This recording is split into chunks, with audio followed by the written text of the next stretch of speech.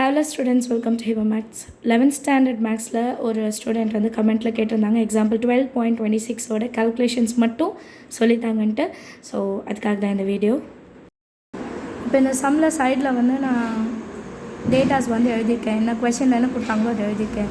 இப்போ இதில் வந்து நம்ம சப்ஸ்டியூட் பண்ணிவிட்டு சால்வ் பண்ணாலே போதும். சரியா? இப்போ நான் சப்ஸ்டியூட் பண்ணுறேன்னா P of A2 வந்து 0.60. அது என்ன பண்ணணும்னா 60/100ன்னு எழுதிக்கோங்க. அது கொஞ்சம் ஈஸியாக இருக்கும். புக்கில் வந்து டைரெக்டாக கொடுத்துருப்பாங்க, நம்ம அப்படி செய்ய வேணாம். இது வந்து 0.05 5/100 எடுத்துக்கலாம்.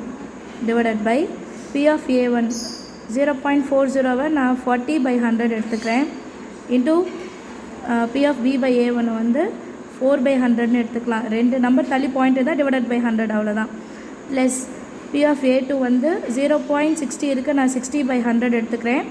இன்ட்டு P/A2 வந்து 0.05 இருக்குது, அப்போ 5/100. ஓகேவா? இப்போ இதில் வந்து கேன்சல் பண்ணுறதா இருந்தால் பண்ணிடலாம். 6 5s are நெக்ஸ்ட்டு 30 வரும். 6 5s are 30 டிவைடட் பை 1000 இருக்கும்.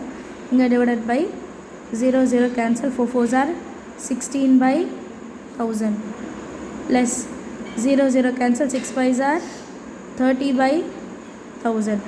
நெக்ஸ்ட் ஸ்டெப்பில் இதுவுமே 0 கேன்சல் பண்ணிடலாம். அப்போ 3/100. இது ரெண்டும் ப்ளஸ் பண்ணோன்னா 30 + 16 46. அதை ரெசிப்ரோக்கல் பண்ணணும். கீழே இருக்க 1000 மேலே வந்துடும், டிவைடட் பை 46. ஏன்னா டினாமினேட்டர் சேமாக இருக்குது. 0 கேன்சல். இப்போ 46 இருக்குது. 5 டேபிள் எடுத்துக்கலாம், 2 டேபிள் எடுத்துக்கலாம்.